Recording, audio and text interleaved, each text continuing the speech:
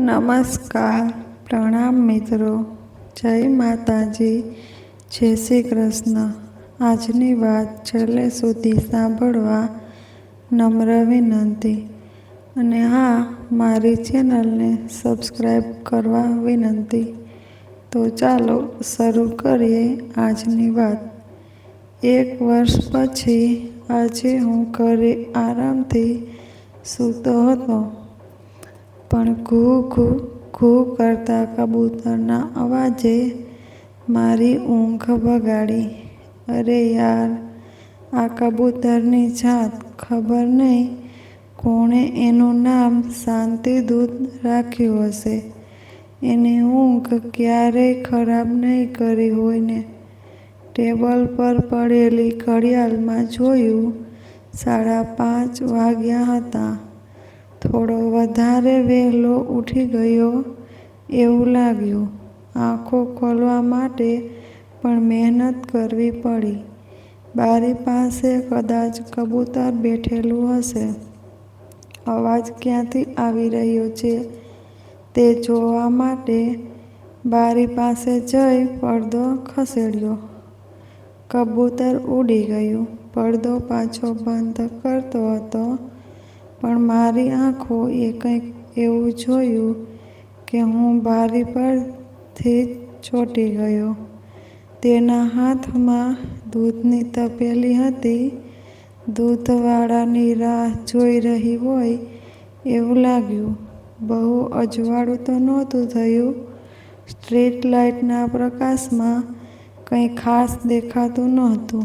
અચાનક તેનું ધ્યાન મારી બારી તરફ ગયું. હું થોડો પાછળ ખસી ગયો, પણ કદાચ એને મને જોઈ લીધો હશે એવું લાગ્યું.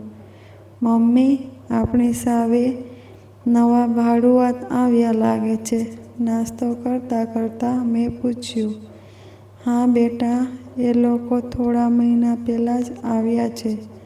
પહેલાં વડોદરામાં નોકરી હતી માધુરીની, હાલ જ અહીં ટ્રાન્સફર થયું છે. બહુ સારી છોકરી છે, નોકરી કરે છે, ક્લાસ 1 ઓફિસર છે, પણ જરાય અભિમાન નહીં હો. તેના મમ્મી પપ્પાનું તો ખૂબ જ ધ્યાન રાખે છે. મારી પાસે પણ આવે ઘણી વખત.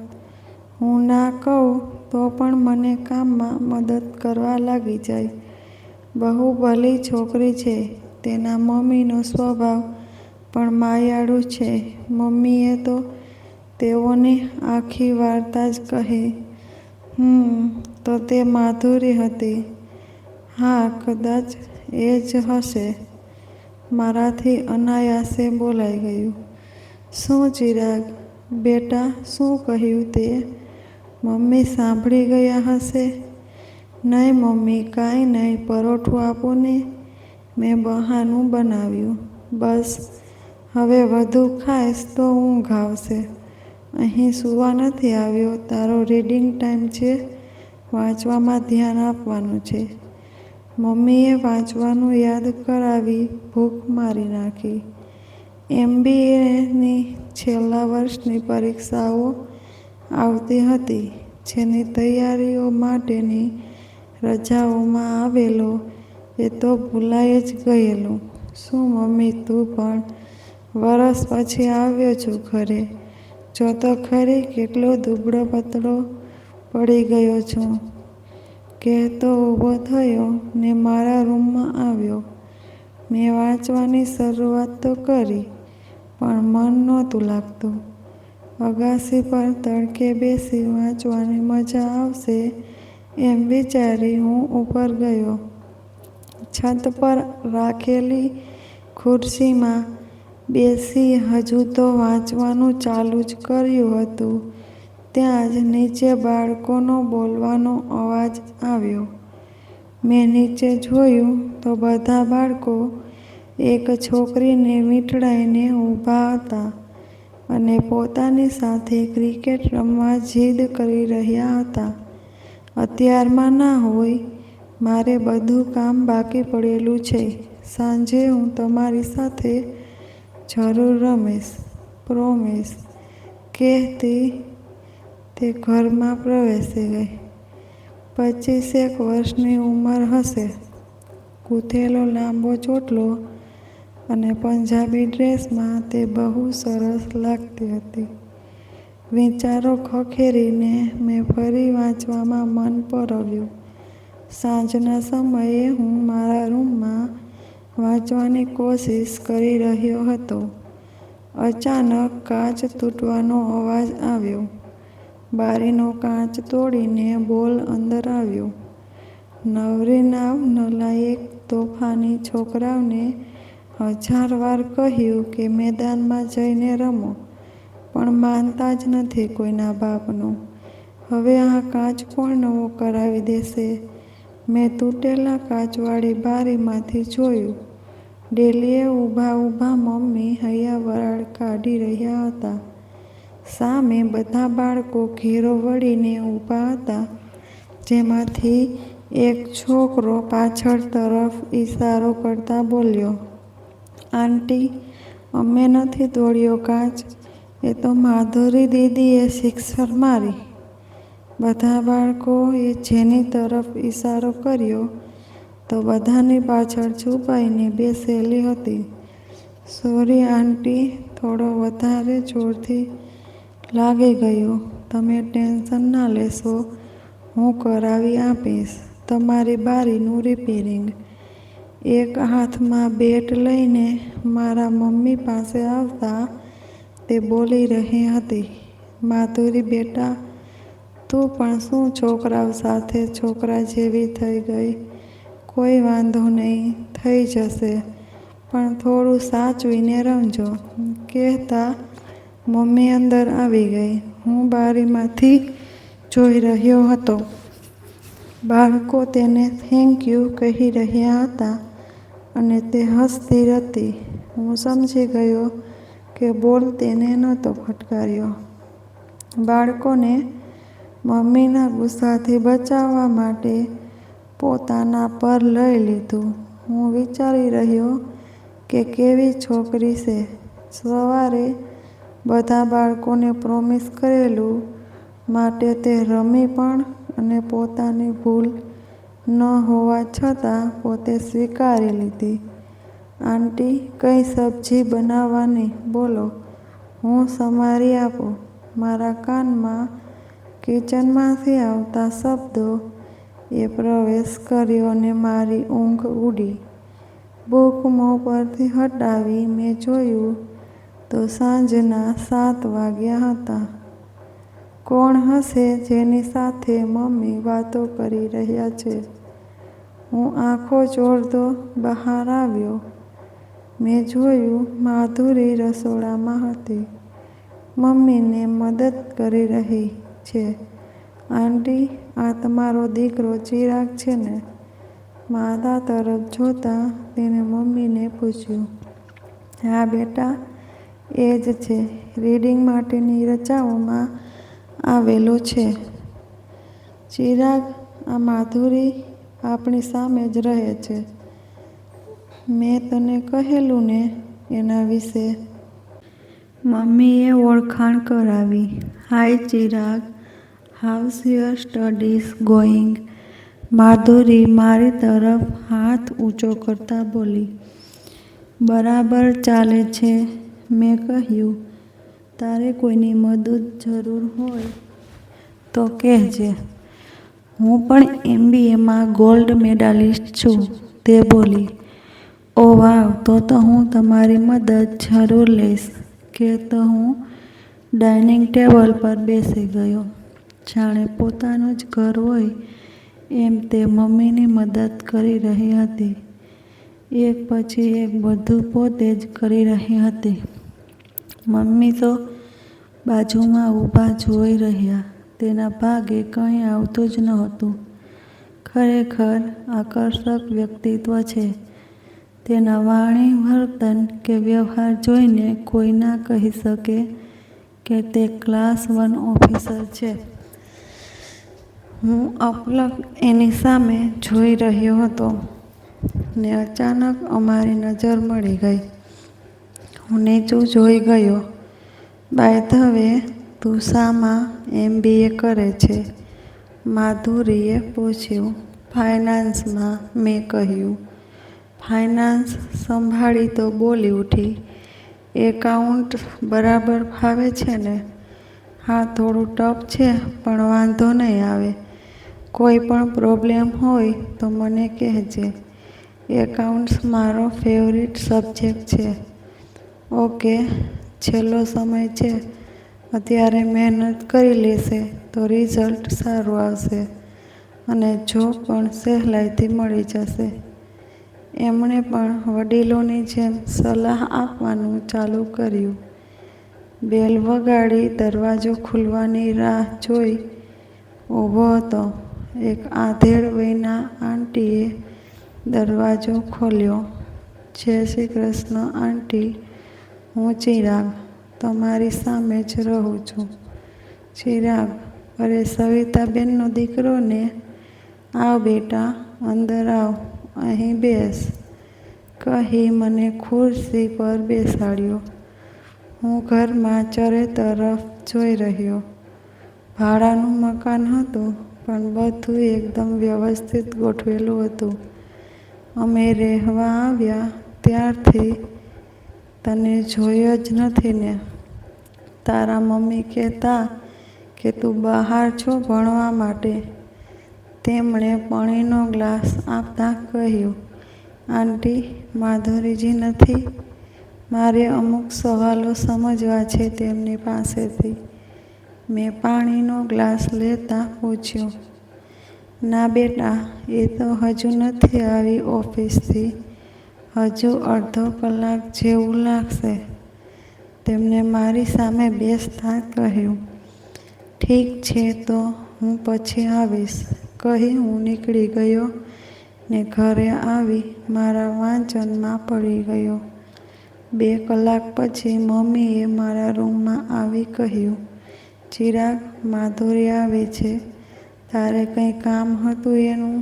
સારું, ચાલ અહીં જ મોકલું એને. આજુબાજુમાં બધું બરાબર ગોઠવી હું થોડો વ્યવસ્થિત થઈ બેસી ગયો. મારા ઘરે આવેલો. બોલ, શું હતું? ન સમજાતો હોય એવો કોઈ પ્રશ્ન છે? તે દરવાજેથી જ બોલતી આવી. મેં તેને ખુરશી આપતા કહ્યું. હા, અમુક સવાલ કઈ રીતે આવે છે ને એ નથી સમજાતું. જો તમે થોડી મદદ કરી શકો તો ડોન્ટ વરી, હું છું ને, બધું સમજાવી દઈશ. મારી વાત અડધેથી કાપી મારા હાથમાંથી બુક લેતા બોલવા લાગી. મારા દરેક સવાલોના જવાબ એ રીતે આપવા લાગી કે જાણે હું નહીં એ અત્યારે અભ્યાસ કરતી હોય અથવા તો ટીચર હોય. તેનું ધ્યાન બુકમાં હતું પણ મારું તેના ચહેરા પર. એકદમ બેદાગ અને માસૂમ ચહેરો હતો. મારી આંખો ત્યાં જ ચોંટી ગઈ. બસ હો, આજ માટે આટલું જ. બીજું કાલે જે કંઈ ના સમજાય તે માર્ક કરી રાખજે, હું સમજાવી આપીશ. આજનું તો સમજાઈ ગયું ને? એ પૂછી રહી હતી પણ મારું ધ્યાન બુકમાં નહોતું. હું ધીમેથી બોલ્યો. શું કહ્યું? મને કંઈ કહ્યું? એ બોલી. કદાચ તે સાંભળી ગઈ હશે. ના, કંઈ નહીં, થેન્ક્સ. મેં ચોપડી ફોરતા કહ્યું. બાય, કહી તે ચાલતી થઈ ને હું તેને જતી જોઈ રહ્યો. તે રોજ સમય કાઢી આવતી, વિગતવાર બધું સમજાવતી. મારા દરેક સવાલોના જવાબ તેની પાસે હાજર જ હોય. માધુરીજી, તમને એક સવાલ પૂછું? હું તેની તરફ જોતા બોલ્યો. આટલા સવાલોના જવાબ તો આપ્યા, હજુ શું બાકી છે? એ હસતા હસતા બોલી. આ સિલેબસ બહારનો છે. હું પણ હસ્યો અને કહ્યું. તમે રોજ મને ભણાવો છો, હું તમને ફીસ કઈ રીતે આપીશ? એક કામ કરજે, એક દિવસ મને સારી જગ્યાએ નાસ્તો કરાવી દેજે, ચાલશે? એ આંખો નચાવતી બોલી. ઓકે, તમે કહો ત્યારે. કહો તો કાલે, નહીં તો આજે, પણ હું રેડી છું, મેં કહ્યું. બહારનું ખાવાનું નામ પડ્યું ને હું રેડી જ છું. વાંચવાનું ચાલુ રાખ, છાની માની, હમણાં નહીં, તારી એક્ઝામ પછી, કહી તે જતી રહી. તેનું સાથે હોવું મને ગમવા લાગ્યું. તે વાતો કરતી તો થતું કે બોલ્યા જ કરે. ઉંમરમાં મારા કરતાં ઘણી મોટી હતી, પણ તેનો સ્વભાવ એકદમ બાળકો જેવો માસૂમ હતો, જેના કારણે તે કોઈ પણનું દિલ આસાનીથી જીતી શકતી. દૂધવાળાના સમયે બારીએથી જ તેને જોઈ લેતો ને મારો આખો દિવસ સારો જતો. પરીક્ષાના દિવસો આવી ગયા. જતાં પહેલાં એકવાર એને મળી લેવું એમ વિચારતો હતો, ત્યાં જ બહારથી અવાજ આવ્યો. આંટી, ચિરાગ જતો રહ્યો કે? હું મારા રૂમમાંથી બહાર આવ્યો. મેં જોયું તેના હાથમાં નાનું ગિફ્ટ પેકેટ હતું. ચિરાગ, આ તારા માટે. Best of luck and wish you all the best. મારા હાથમાં પેકેટ મૂકતા તે બોલી. મેં ખોલીને જોયું તો એક સુંદર પેન હતી. મેં કહ્યું, થેન્ક્સ. પરીક્ષાઓ ચાલુ થઈ ગઈ, પણ અહીં મન નહોતું લાગતું. વારે વારે તે ચહેરો સામે આવતો રહેતો, પણ તેને આપેલ પેન જોઈ ખુશ થઈ જતો ને મન મનાવી લેતો.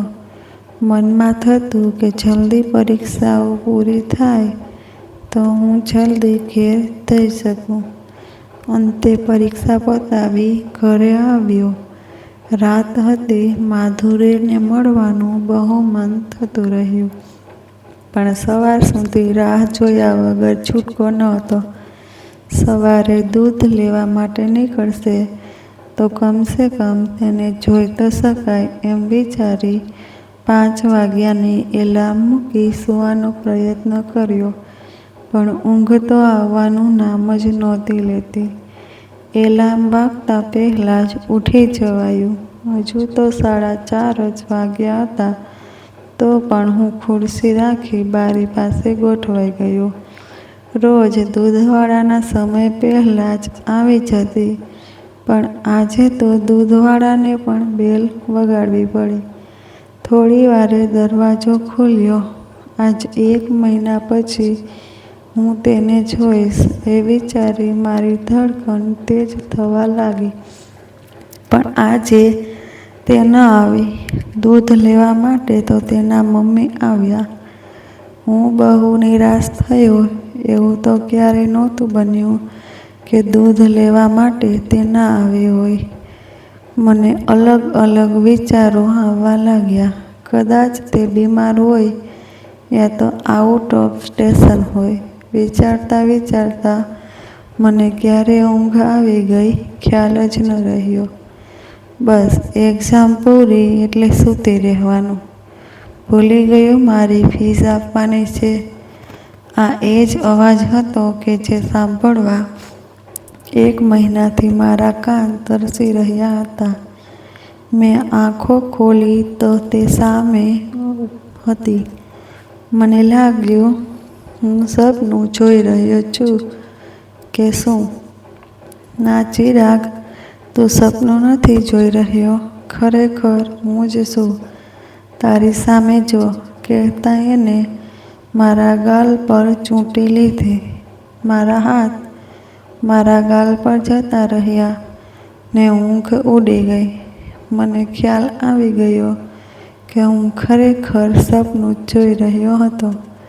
ચિરાગ, ઉઠ, ફટાફટ ફ્રેશ થઈને આવી જા, નાસ્તો બની ગયો છે. મમ્મીનો અવાજ આવ્યો. હું જલ્દીથી નાસ્તો પતાવી માધુરીના ઘેર ગયો.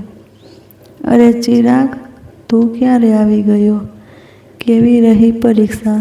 માધુરીએ દરવાજો ખોલતાની સાથે જ સવાલોનો મારો ચલાવ્યો. અરે બેટા, એને અંદર તો આવવા દે. આંટીએ માધુરીને ટોકતા કહ્યું. હું અંદર જઈ ખુરશી પર બેસી ગયો. હું થોડી વારમાં આવી, કહી માધુરી તેના રૂમમાં જતી રહી. આંટી, અંકલ નથી દેખાતા? મેં પૂછ્યું. હા, એ થોડા દિવસ ગામડે ગયા છે અમુક કામથી. ચિરાગ, અહીં આવતો, થોડું કામ છે. અંદરથી માધુરીનો અવાજ સંભળાયો. હું અંદર ગયો તો માધુરીએ કહ્યું, પેલી સૂટકેસ ઉતારી દેને, મારાથી પહોંચાતી નથી. મેં ખુરશી પર ચડી સૂટકેસ ઉતારી આપી. બેસ, મારે તને અમુક વસ્તુ બતાવી છે, કહી તે સૂટકેસ ખોલવા લાગી. હું બેસી ગયો ને તેને જોતો રહ્યો. સૂટકેસમાંથી એક એક વસ્તુ કાઢી તે મને બતાવવા લાગી. પોતાના ફોટોગ્રાફ્સ, સર્ટિફિકેટ, મેડલ, એવોર્ડ્સ વગેરે. મારું ધ્યાન તો તેના પરથી હટતું જ નહોતું. હું તો એમ જ હામાં હા કરીએ જતો હતો. અચાનક એક ફોટો નીચે પડી ગયો. તેમાં તે કોઈ છોકરા સાથે હતી. હું બરાબર જોઈ ના શક્યો. ફટાફટ ઉઠાવી તે ડાયરી વચ્ચે મૂકતા બોલી, કોલેજ વખતનો છે. આ બધું તમે મને કેમ બતાવો છો? મારાથી પૂછાઈ ગયું. કેમ, ફ્રેન્ડ્સને ના બતાવાય? તે મારી સામે જોતા બોલી. હા જરૂર, કેમ નહીં. મને ખૂબ આનંદ થયો કે એમણે મને ફ્રેન્ડ્સ કહ્યું. અરે, હું તો ભૂલી જ ગઈ. તું અત્યારમાં અહીં કેમ આવ્યો? કોઈ કામ હતું? તે સૂટકેસ બંધ કરતા બોલી. બસ એમ જ. પરીક્ષા બહુ સારી રહી. તમે ખૂબ હેલ્પ કરેલી ને, તો તમને થેન્ક યુ કહેવા માટે. મેં કહ્યું. કેમ, હું ક્યાંય ભાગી જવાની હતી? અને આમે થેન્ક યુથી નહીં ચાલે, નાસ્તો કરાવવાનો છે, ભૂલી ગયો? તે હસતા હસતા બોલી. નાસ્તો નહીં, જમાડી પણ દઉં. બોલો, ક્યારે જશું? આજે સાંજે, જો તને અનુકૂળ હોય તો, કહેતા સૂટકેસ પાછી રાખવા માટે ઈશારો કર્યો. ચાલો, હું તો એની ટાઈમ રેડી જ છું. મેં સૂટકેસ રાખતા કહ્યું. સાંજે નજીકના જ એક રેસ્ટોરન્ટમાં અમે એક ટેબલ પર ગોઠવાયા અને ઓર્ડર આપ્યો. કોઈ કશું બોલતું નહોતું. બંને ચૂપચાપ બેઠા હતા. હું વિચારી રહ્યો હતો કે શું વાત કરવી. હા તો હવે કહે, કેવી રહી પરીક્ષા? એને પાણીના ગ્લાસ પર આંગળી ફેરવતા પૂછ્યું. હું ચમક્યો. હે? હા, બહુ મસ્ત. એમાં પણ એકાઉન્ટ્સ તો એકદમ મસ્ત. તેની સામે જોતા બોલ્યો. ઓકે, હવે એ કહે કે સવારે ઘરે કેમ આવેલો? તેના ચહેરા પર આશ્ચર્યનો ભાવ સ્પષ્ટ હતો. કહ્યું તો હતું, બસ એમ જ તમને થેન્ક્સ કહેવા. હું નીચું જોઈને બોલ્યો. એ તો તું આખા દિવસમાં ગમે ત્યારે કહી શકે ને, તો સવારમાં કેમ? મને સમજાતું નહોતું કે હવે શું કહેવું. દૂધ લેવા માટે રોજ તો તમે જ આવતા, પણ આજે તમે દેખાયા નહીં. મને થયું તમે બીમાર. મારાથી બોલાઈ ગયું. તે સાંભળી તેના ચહેરાના ભાવ બદલાયા. મને લાગ્યું કે મારે નહોતું બોલવું જોઈતું, પણ ત્યાં જમવાનું આવી ગયું અને વાત કપાઈ ગઈ. તને કેમ ખબર પડી રોજ હું જ આવું છું? એટલો વહેલો તો તું ઉઠ્યો પણ ના હોય ને? તેના શબ્દોમાં થોડો ગુસ્સો હોય એવું લાગ્યું. હું ચૂપ જ રહ્યો. મને લાગ્યું કાચું કપાઈ ગયું. મને ખબર છે, મેં નોટિસ કરેલું કે તું મને પહેલા દિવસથી જ રોજ સવારે બારી પરથી જોતો. તને ભણાવતી વખતે પણ તારું ધ્યાન બુક્સના બદલે મારા પર વધારે હોતું. ખરું ને? પૂછી શકું કેમ? એમણે ઉમેર્યું. હવે તો મારી હાલત જ ખરાબ થવા લાગી. શું કહેવું, શું કરવું કંઈ જ નહોતું સમજાતું. હું નીચું જોઈ બેસી રહ્યો. એમણે જ બોલવાનું ચાલુ કર્યું. જો હું તારા પર ગુસ્સે નથી. ખાવાનું ચાલુ રાખો. તારી એજમાં આવું બધું થતું રહે. તેને વિજાતીય આકર્ષણ કહેવાય.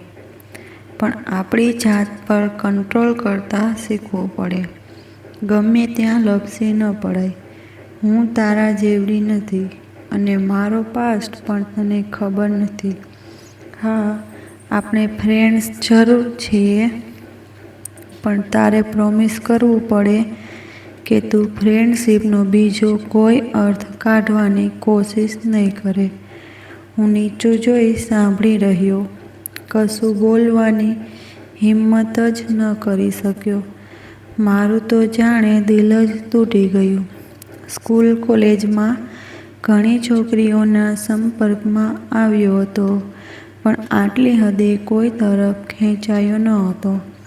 સતત તેના જ વિચાર આવ્યે રાખતા. કેમે કરી મારું મન શાંત જ નથી થતું. ચાલો, ફ્રેન્ડ્સ તો છીએ જ એમ મન મનાવી ઊંઘવાનો પ્રયત્ન કર્યો. તેની સામે આવવાની હિંમત જ નહોતી થતી. થોડા દિવસ મેં તેનાથી દૂર રહેવાની કોશિશ કરી, પણ બહુ મુશ્કેલ હતું મારા માટે. તે ઘરે આવે તો હું રૂમમાંથી બહાર આવવાનું ટાળતો. હવે મેં બારીમાંથી તેને જોવાનું પણ બંધ કરી દીધું. એક દિવસ હું મારા રૂમમાં કંઈક વાંચી રહ્યો હતો. Hello Chirag, are you okay? પાછળથી અવાજ આવ્યો. મેં ફરીને જોયું તો માધુરી હતી. હા, મને શું થયું? બધું બરાબર જ છે, મેં નોર્મલ હોવાનું ઢોંગ કરતાં કહ્યું. તો કેમ આજકાલ દેખાતો નથી? તે મારી પાસે બેસતા બોલી. બસ એમ જ, થોડો બિઝી રહું છું. મેં બુકમાં નજર રાખી કહ્યું. એવું? હવે શામાં બીજી? પરીક્ષા તો ગઈ કે પછી મારી સામે વાત નથી કરવી? મારા હાથમાંથી બુક ખેંચતા બોલી. એવું કંઈ નથી. મેં બુક પાછી ખેંચતા કહ્યું. તો કેવું છે? તને શું લાગે છે મને નથી સમજાતું કે તું મને એવોઇડ કરે છે? કહેતા બુક પાછી ખેંચી લીધી. ના, એવું નથી. મેં કહ્યું. શું એવું નથી? એવું નથી કરે છે. એવું નથી તો કેવું છે? જવા દે, હું બધું સમજું છું. મેં તારા કરતાં વધારે દિવાળી જોઈ છે. મેં થોડા ઊંચા અવાજે બોલી. તો હું શું કરું? તમે વધારે દિવાળી જોઈ છે તો? હું તમારા કરતાં નાનો છું એમ જ કહેવું છે ને તમારું? પણ એમાં મારો કોઈ ફોલ્ટ નથી, કહી મેં તેના હાથમાંથી બુક લઈ બેડ પર ઘા કર્યો. તે કશું બોલ્યા વગર જતી રહી. મને બહુ અફસોસ થયો કે હું જેના માટે લાગણી અનુભવી રહ્યો છું તેની સાથે હું આમ ગુસ્સાથી કઈ રીતે વાત કરી શકું. મને મારી જાત પર ગુસ્સો આવ્યો. હું રડ્યો, ખૂબ જ રડ્યો. સાંજે હું તેના ઘેર ગયો. માધુરીએ દરવાજો ખોલ્યો અને કહ્યું, કંઈ બાકી રહી ગયું કહેવા માટે? પ્લીઝ, મારી વાત તો સાંભળો એકવાર. મેં કહ્યું. તે ઘરમાં એકલી જ હતી તો પણ મને અંદર આવવા કહ્યું. સોરી, મારે તમારી સાથે એ રીતે વાત ન કરવી જોઈએ, પણ તમે જ કહો હું શું કરું? હું ગળગળો થતાં બોલ્યો. મેં તને સમજાવેલું ને, આપણે ફ્રેન્ડ્સ બની શકીએ. એથી વધારે નહીં. તો પછી આ બધું કેમ? ગુસ્સો કેમ? તે મારી સામે બેસતા બોલી. મારી આંખોમાં જળજળિયા આવી ગયા.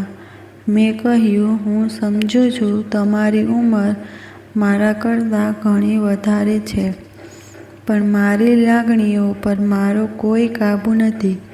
મેં તમને પહેલી વખત જોયા ત્યારથી જ હું તમને પ્રેમ બસ કહી એમણે મને અટકાવ્યો. આગળ નહીં બોલતો. એ શક્ય જ નથી. ચિરાગ કેમ નથી સમજતો? પણ કેમ? મને ખાતરી છે કે મારું રિઝલ્ટ સારું જ આવશે. મને સારી જોબ પણ મળી જશે. પ્રશ્ન રહ્યો ઉંમરનો, તો મને કોઈ વાંધો નથી. તો તમને શું વાંધો છે? વાત કરતાં કરતાં મેં તેનો હાથ પકડી લીધો. વાત એ જ ડિફરન્સની નથી ચિરાગ. ઝટકા સાથે હાથ છોડાવતા તે ઊભી થઈ ગઈ. 1 મિનિટ બેસ કહી તે પોતાના રૂમમાં ગઈ. પાછી આવી ત્યારે તેના હાથમાં એક તસવીર હતી. તસવીર જોઈ મને ઝટકો લાગ્યો. તસવીર જોઈ મારા હોશ ઉડી ગયા. લગ્નની તસવીર હતી. માધુરી સાથે તે હતો જેના ફોટોગ્રાફ તે દિવસે સુટકેસમાંથી પડી ગયેલો. મેં આશ્ચર્ય ભાવે તેની તરફ જોયું. આ છે મારો પાસ્ટ. મારો પતિ જે લગ્નના 1 જ મહિનામાં મને છોડી બીજી સાથે જતો રહ્યો. મમ્મી પપ્પાના દબાણના કારણે મારી સાથે લગ્ન કરેલા. જતો રહ્યો છોડીને. 3 વર્ષ થઈ ગયા. પાછું વળીને જોયું પણ નહીં ક્યારેય. આ મારા મમ્મી પપ્પા નથી. તે મારા સાસુ સસરા છે. હું દીકરી નથી એમની, પુત્રવધુ છું. પણ દીકરીની જેમ રાખે છે મને.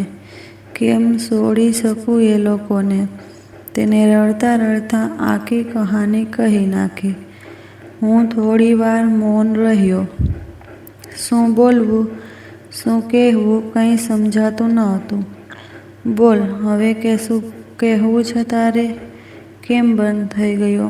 મારી સામે જોતા બોલી. રડી રડીને તેની આંખો લાલ થઈ ગયેલી. હા કહેવું છે. મેં તેના બંને હાથ પકડી કહ્યું. Steel I love you. તમારો પાસ્ટ જે કંઈ હોય મને કોઈ ફરક નથી પડતો. માધુરી, હું તમને રડતા ન જોઈ શકું. મેં તેના આંસુ લૂછતા કહ્યું. ચિરાગ, તું સમજતો નથી. કોઈ નહીં સ્વીકારે આ સંબંધ. બદનામી થશે તે અલગ. કહેતા મારા ખભા પર માથું ટેકવી રહી. મને આજે ખબર પડી કે હંમેશા હસતા રહી કેટલા દુઃખ છુપાવી રાખ્યું હતું. પોતાના હૃદયમાં રસ્તો નીકળી જશે. તમે શાંત થઈ જાઓ. મેં આશ્વાસન આપતા કહ્યું તો ખરું, પણ હું પોતે જ નહોતો જાણતો કે કેવી રીતે. હવે તું જા. મમ્મીનો આવવાનો સમય થઈ ગયો છે. હું ઠીક છું. તે ઊભી થતાં બોલી. હું ભારે હૃદયે ત્યાંથી નીકળી ગયો. ઘેર આવી મમ્મીને બધી વાત કરી. પહેલાં તો મમ્મી બહુ ગુસ્સે થઈ, પણ પછીથી તે બધું સમજી ગઈ. જો દીકરા, આ બધું બહુ અઘરું છે. તું ધારે છે એટલું સહેલું નથી. એક તો તેની ઉંમર તારા કરતાં ઘણી મોટી છે. બીજું કે તે પરણિત છે અને તેના સાસુ સસરા સાથે છે. બહુ બધું જટિલ છે. મમ્મી મારા માથા પર હાથ ફેરવતા બોલી. હું જાણું છું મમ્મી, પણ હું તેને ચાહું છું. તેનાથી દૂર નથી રહી શકાય. હું મમ્મીના ખોળામાં માથું રાખી રડી પડ્યો. તે રડવાનું બંધ કર, કંઈક થઈ રહેશે કહી મમ્મીએ મને શાંત કર્યો. એ દિવસ પછી તેને મારા ઘરે આવવાનું બંધ કરી નાખ્યું. હું બસ બારીએથી તેની જોઈ મન મનાવી લેતો. રિઝલ્ટ આવી ગયું. ફર્સ્ટ ક્લાસ હતો. હું કેમ્પસ ઇન્ટરવ્યૂમાં જ સિલેક્ટ થઈ ગયો, એ પણ સારા સેલરી સાથે. હવે બીજું કોઈ ટેન્શન ન હતું, બસ એક ખાલીપો હતો, એ માધુરી વગર ભરાય એમ ન હતો. બધું ચાલ્યું ત્યારથી એક વખત પણ તેને મળ્યો ન હતો. મળ્યો તો શું, ક્યારેય સામસામે પણ નહોતા આવ્યા. એક દિવસ ઓફિસથી આવી મારા રૂમમાં જતો હતો ને મમ્મી રસોડામાંથી બોલ્યો, આવી ગયો ચિરાગ બેટા, કેવો રહ્યો દિવસ? સારો.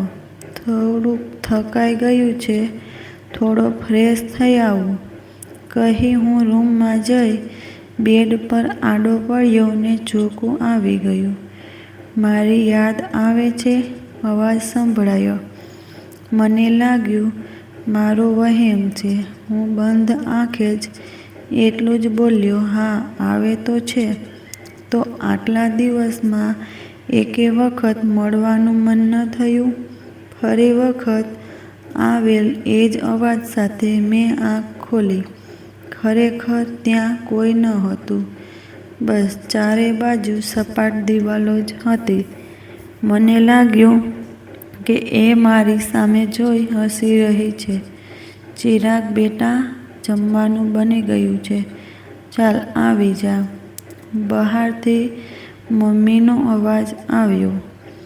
ભૂખ તો ઘણા દિવસથી મરી ગયેલી, પણ મમ્મીનું મારા સિવાય કોણ, એમ વિચારી મેં મારી જાત સાંભળી રાખેલી. ચિરાગ, કાલે રવિવાર છે, તારે રજા જ છે ને? તું ઘરે જ રહેજે. મમ્મી રોટલી આપતા આપતા બોલી. હા મમ્મી, પણ કેમ? મેં આશ્ચર્ય ભાવે પૂછ્યું. કાલે તારો સંબંધ નક્કી કરવાનો છે. બહુ થયું મારાથી, તારી આ હાલત નથી જોવાતી. મમ્મીના એ શબ્દો મને ચાબુકની જેમ લાગ્યા. શું મમ્મી તું પણ, તને તો બધી ખબર જ છે ને? તો પણ કોળિયો મારા હાથમાં જ રહી ગયો. એ મારે કશું નથી સાંભળવું. મેં કહી દીધું, બસ આરામથી જમી લે, પછી સૂઈ જા. અત્યારે મારે કોઈ લપ નથી કરવી. મમ્મીના અવાજમાં ભારોભાર ગુસ્સો હતો.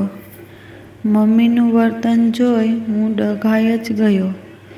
પણ મમ્મીનું દિલ ના દુખે તે માટે કશું જ બોલ્યા વગર જમીને મારા રૂમમાં જતો રહ્યો. મમ્મીને આ શું થઈ ગયું?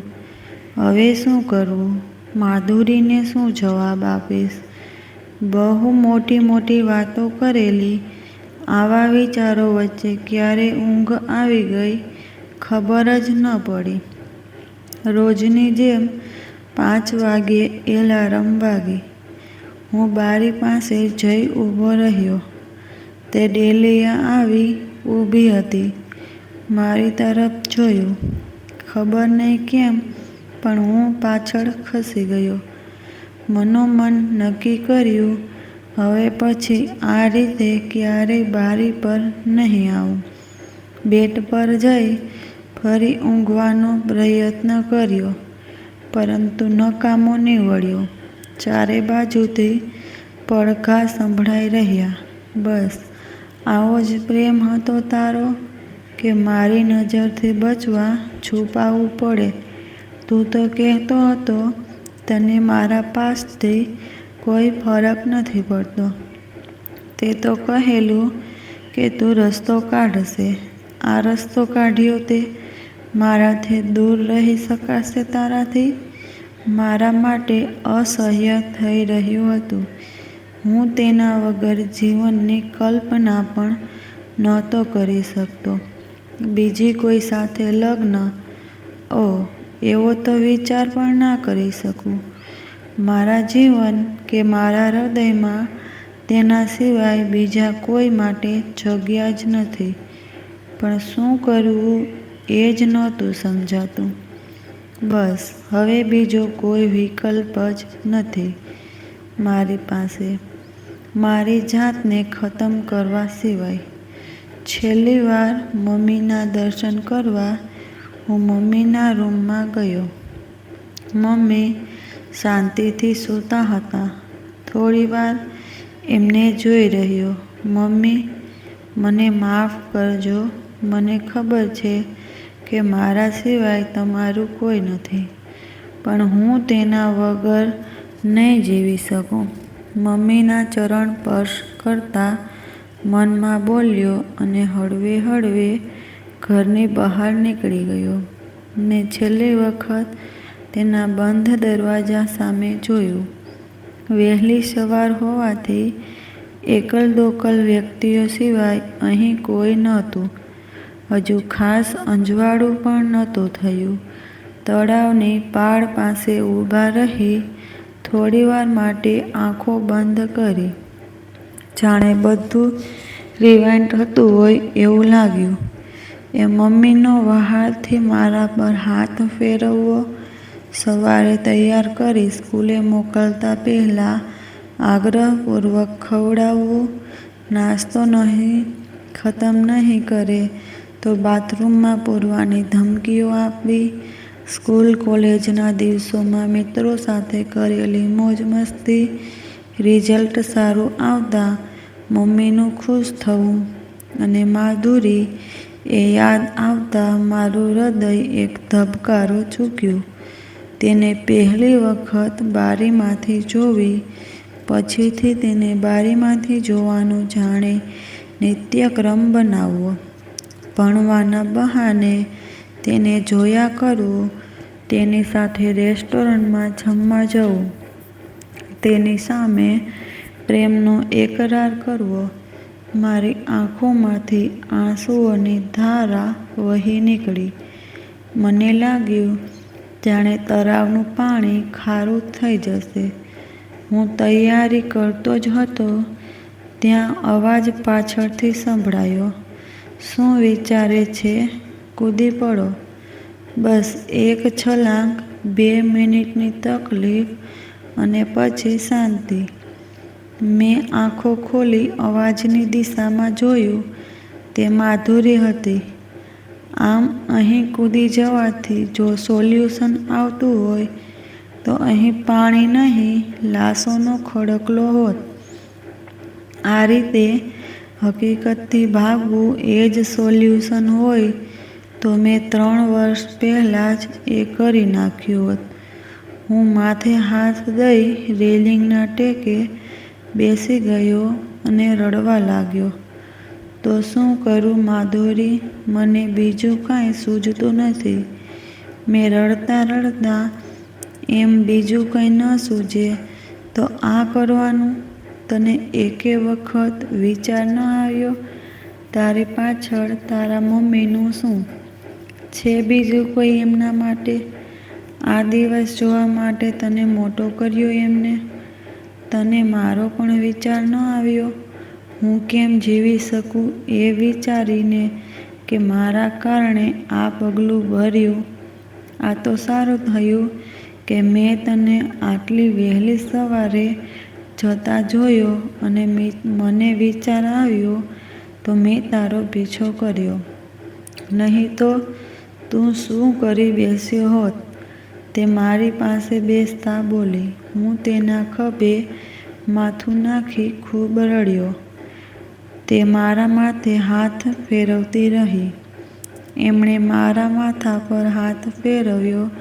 મને લાગ્યું મારું મન એકદમ શાંત થઈ રહ્યું છે. મને મારી ભૂલ સમજાઈ રહી હતી. માધુરીજી, મમ્મી મારો સંબંધ બીજે નક્કી કરવાનું કહે છે. હું કેમ કરી શકું? હું તો તમને જ ચાહું છું. હવે શું કરું એ જ નથી સમજાતું. મારાથી મમ્મીની ઉપરવટ જઈ ના શકાય અને તમારા વગર રહી ના શકાય. રહેવું પડે ચિરાગ. હંમેશા આપણે જે જોઈતું હોય એ બધું મળી જ જાય એવું નથી હોતું. આંટી સમજી ગયા હશે કે આપણું કંઈ જ ન થઈ શકે. જો ચિરાગ, હું પણ તને પસંદ કરું છું. કદાચ એ પ્રેમ પણ હોઈ શકે. તને એક સારો મિત્ર તો માનું જ છું, પણ આનાથી વધારે આપણા સંબંધનું કોઈ જ ભવિષ્ય નથી. તું એ બધું ભૂલી જા, તે મને સમજાવતા બોલી. જીવનમાં સમાધાન કરવું જ પડે. હું પણ કરી જ રહી છું ને. મને લાગ્યું તેના શબ્દોમાં જે ભાવ હતો એ સમજવા હું હજુ કાચો છું. કસમ ખા, બીજી વખત આવું પગલું નહીં ભરે. મારો હાથ પોતાના માથે રાખતા બોલી, તમારી કસમ, હવે એવો વિચાર પણ નહીં કરું, કહી મેં એમને વિશ્વાસ આપ્યો. તે મને સમજાવી ઘરે લઈ આવી. હું અંદર આવ્યો ત્યાં સુધી મને જોતી રહી. ચિરાગ, ક્યાં જતો રહેલો સવાર સવારમાં બેટા? મમ્મીએ પૂછ્યું. શું જવાબ આપું? મમ્મીના પ્રશ્નએ મને અંદર સુધી હચમચાવી નાખ્યો. મમ્મી સાથે આંખ મેળવવાની પણ હિંમત નહોતી થતી. થોડું વોક કરવા ગયેલો, એટલું બોલી બાથરૂમમાં જઈ શાવર નીચે ઊભો રહી મારા આંસુઓને પાણી સાથે વહાવી નાખવાની નકામી કોશિશ કરતો રહ્યો. મમ્મીનો અવાજ સંભળાયો, જલ્દી બહાર આવજે, નાસ્તો તૈયાર છે અને મહેમાનો આવે ત્યાં સુધીમાં મારે બધું કામ પતાવવાનું છે. મહેમાન આવ્યા, અહીં તહીંની વાતો થઈ.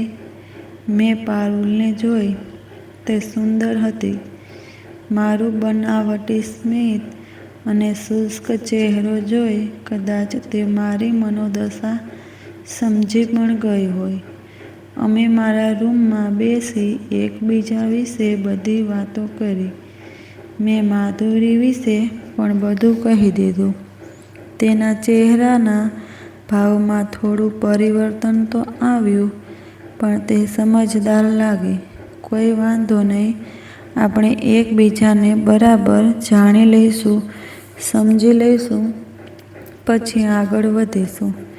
હું પપ્પાને વાત કરી સમય માંગીશ. તમે ચિંતા ના કરતા. હું નથી ઈચ્છતી કે આપણો સંબંધ આપણા જીવનમાં બોજો બની રહે. પારુલની વાતો સાંભળી મને માધુરીની વાતો યાદ આવી ગઈ. એટલે જ લોકો કહેતા હશે કે છોકરીઓ જલ્દી મોટી થઈ જાય છે. ત્યારબાદ અમે એકબીજાને ઘણી વખત મળ્યા. રેસ્ટોરન્ટમાં જમવા જતા, પાર્કમાં બેસી કલાકો સુધી વાતો કરતા. ધીમે ધીમે સારા મિત્રો પણ બની રહ્યા હતા. પણ જે લાગણીઓ માધુરી માટે હતી તે પારુલ માટે ક્યારેય નહોતી અનુભવાતી.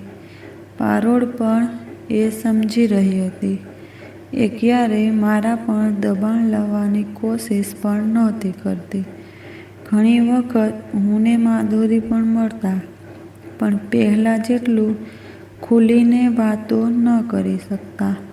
બંને વચ્ચે થોડું અંતર વધતું હોય એમ લાગતું.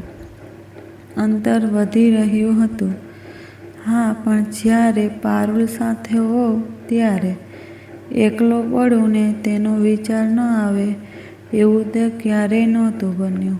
એમને મારા મન કે દિલમાંથી નીકાળવાનો તો મેં પ્રયાસ પણ કદી નહોતો કર્યો.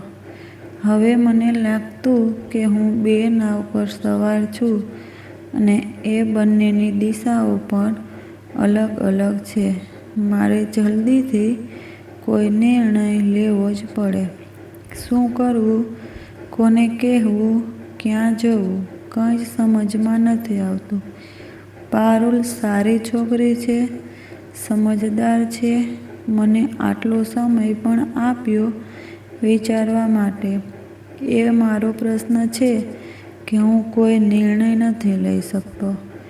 હવે એની લાગણીઓ સાથે વધારે રમત ના કરી શકું. કોઈની સારાઈનો ફાયદો ના ઉઠાવી શકાય. પણ હું માધુરીને નથી ભૂલી શકતો, જેના કારણે આગળ જતાં પારુલ સાથે હું ન્યાય ન કરી શકું. એવું પણ બની શકે, જે હું બિલકુલ નથી ઈચ્છતો. જે જદ મળીને બધું સોર્ટ આઉટ કરવું પડશે, એમ વિચારી હું પારુલને મળ્યો. પારુલ, મારે તમને એક વાત કહેવી છે. તો કહો ને, પારુલ બોલી. આઈ એમ સોરી, પણ હું જુઓ, તમારું દિલ નથી દુખાવા માંગતો, પણ આજે કહેવું જ પડશે. તમે ખૂબ જ સારા છો. તમને લગ્ન માટે ના કહેવાનું તો કંઈ કારણ જ નથી મારી પાસે, પણ મને શંકા છે કે જે સ્થાન માધુરીનું છે તે તમને ક્યારેય આપી શકીશ કે નહીં. પણ હા, એક સારા મિત્રની જેમ હું જિંદગીભર તમારી સાથે તો રહી જ શકું, એટલી તો ખાતરી છે. પારુલ મારી તરફ જોઈ રહી. બસ, કશું જ બોલી નહીં. તેના મોં પર એક ન સમજી શકાય એવું સ્મિત હતું. કેમ, તમારે કંઈ નથી કહેવું? તેની આંખોમાં જોતાં મેં પૂછ્યું. કહેવું છે, પણ આજે નહીં, 2 દિવસ પછી આ જ સમયે અહીં જ મળીશું, કહી તે ચાલી નીકળી. હું તેને જોઈ બધાની જેમ જતાં જોઈ રહ્યો. કંઈ જ સમજ ના પડી, કેમ કે 2 દિવસ શું થશે 2 દિવસ પછી? આજે હું તેની રાહ જોતો પાર્કમાં બેઠો છું. મોટા ભાગે તો એ મારી પહેલાં આવી જતી. મારા મનમાં તો વિચારોનું તાંડવ શરૂ થઈ ગયેલું. કેમ એના 2 દિવસનો સમય માંગ્યો? આજે આવશે કે નહીં? આવશે તો શું કહેશે? બહુ રાહ જોવી પડી. સોરી, એક જરૂરી કામ પતાવવાનું હતું, એમાં મોડું થઈ ગયું, તે આવતાની સાથે બોલી અને મારી નજીક આવી બેસી ગઈ. કોઈ વાંધો નહીં, મેં કહ્યું. હા, તો તે દિવસે તમે શું કહેતા હતા? ફરી કહો. મારી સામે એકટસે જોતાં બોલી. હું કહેતો હતો કે મને સમજાતું નહોતું કે ક્યાંથી શરૂ કરવું.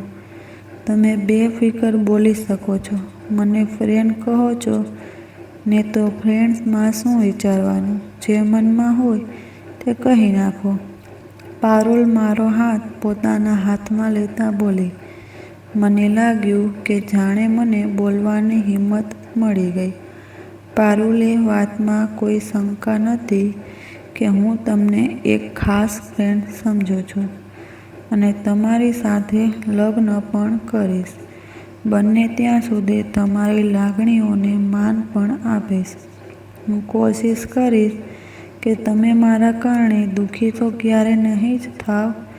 પણ માધુરી મારો પહેલો પ્રેમ છે, જે હું ક્યારેય નહીં ભૂલી શકું. એથી મને એ વાતનો ડર છે કે હું તમારી સાથે અન્યાય ન કરી બેસું. મેં મારું દિલ તેની સામે ખોલી નાખ્યું. જે હતું બધું કહી નાખ્યું.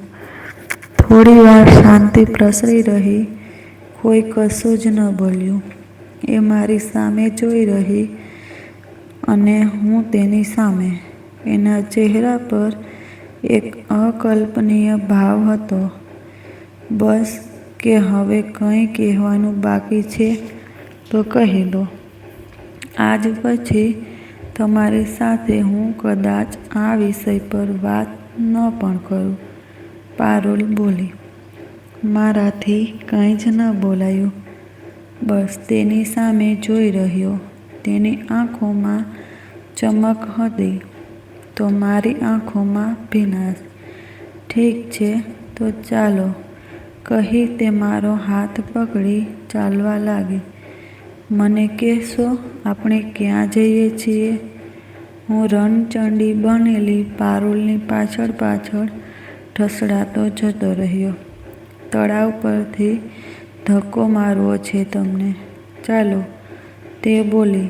તમારું બીજું તો કંઈ થઈ શકે એમ નથી કહેતી મને રીતસર ખેંચીને ચાલતી રહી. અરે એવું તો કંઈ કરતું હશે. સોરી પારુલ, તમે તો કહ્યું કે આપણે ફ્રેન્ડ્સ છીએ એટલે તો મેં બધી વાત કરી તમને. હું તમારી સાથે લગ્ન કરવા પણ તૈયાર છું. પ્લીઝ મને છોડી દો. તે અચાનક ઊભી રહી ગઈ ને બોલી, કેમ, બીજી માધુરી બનાવવી છે મને? ચૂપચાપ આવો મારી સાથે. પાર્કમાંથી નીકળી ઓટો લીધો ને સીધી મારા ઘર પાસે આવી ઊભી રાખી.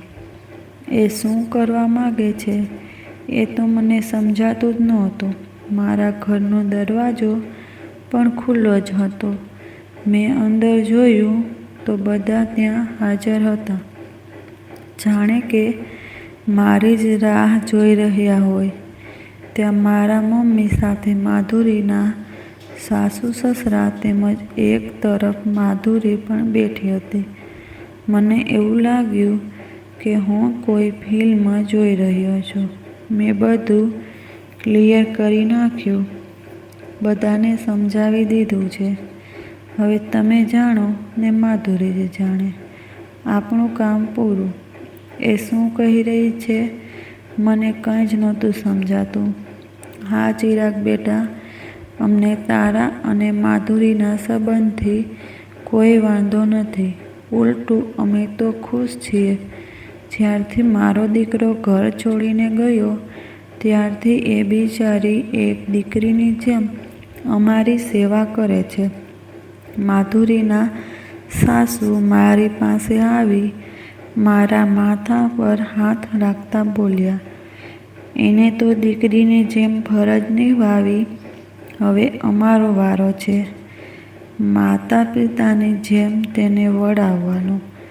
હું આશા રાખું છું કે અમારી દીકરીને ખરેખર ખુશ રાખીશ. અમે તો નક્કી કરી લીધું છે કે માધુરીનું કન્યાદાન પણ અમે જ કરીશું. તેના સસરા પણ મને આશીર્વાદ આપતા બોલ્યા. હું તો બાઘાની જેમ બધું જોઈ રહ્યો.